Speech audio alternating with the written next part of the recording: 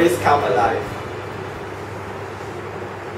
Today's topic will be about whether fast food companies are the main cause of obesity in Singapore.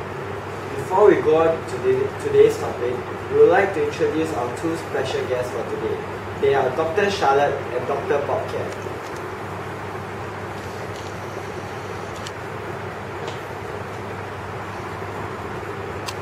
Let's move on to our main topic of the day.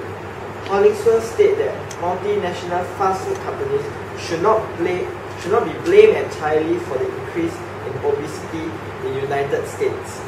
So experts, do you think that these statements hold true in Singapore? Oh yes, I think this is quite true in Singapore.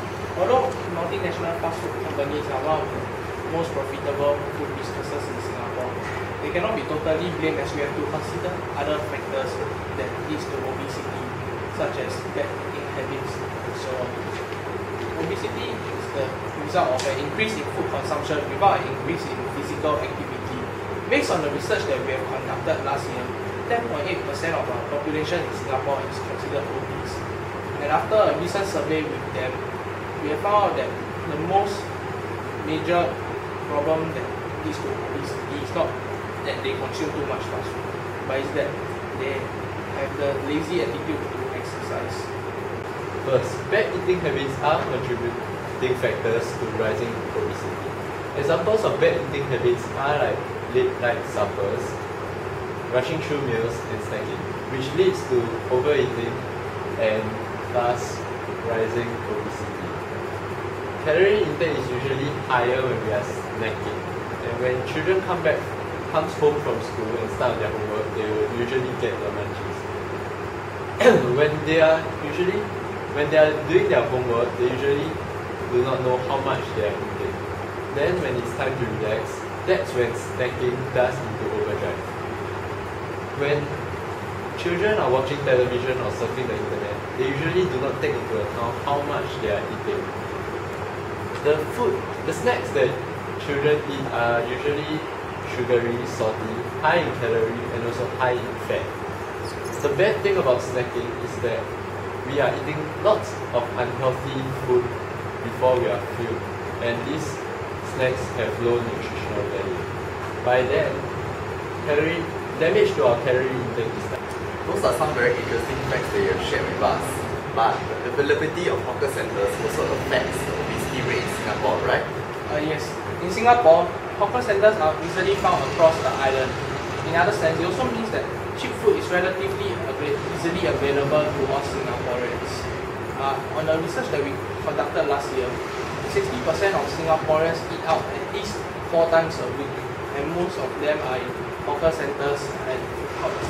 Hence, many Singaporeans prefer going to hawker centres and food courts because the food there is relatively cheaper compared to fast food restaurants. These hawker centres usually sell food based on rice and noodles as they are the staple diets of many people. However, the hawker centres are also very unhealthy as store owners who want to make their food more tastier will add more MSG, which is very unhealthy and increases the risk of obesity. In a recent study, we have found out that out of 10 people, at least 7 of them prefer going to food courts and hawker centres compared to fast food restaurants. Wow, indeed hawker centres are cheap for some reason. Thank you experts for your time.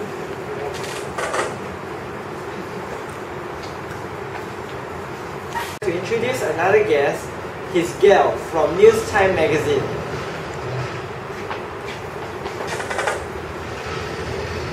Yes, I definitely feel that the cause of obesity are more than just multinational fast food companies.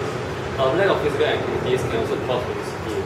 This is probably due to the way of life in Singapore, where the convenience of modern transport, more people spending more time playing computer and video games, and watching television have caused these people to neglect the importance of physical activities, such as going for a walk in the park or attending some yoga lessons.